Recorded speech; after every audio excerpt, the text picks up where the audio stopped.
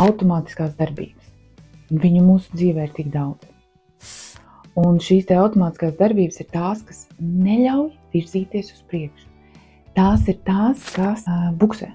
Tu nesaproti, tu taču visu dari tā kā vajag, bet kaut kas buksē. Un tās automātiskās darbības, tas nav par fiziskām darbībām.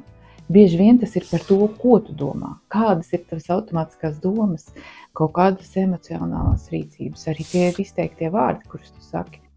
Un zini, tā kā dzelzceļš, vai ne? Tur viņš tur pārslēdz kaut ko, lai varētu vilciens braukt pa citām sliedēm. Un tieši tas pats ir ar automātiskajām darbībām. Pārslēdzot šo, nomainot domāšanu, tu vari sākt virzīties citā virzienā.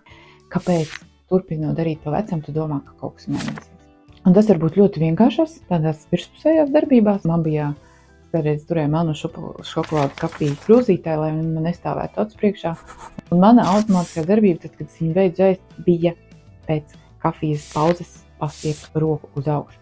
Un tā ir tāda fiziska līmeņa automātiska darbība. Bet tādu darbību ir ļoti daudz arī emocionālu, tādu, kas ir mūsu prātā.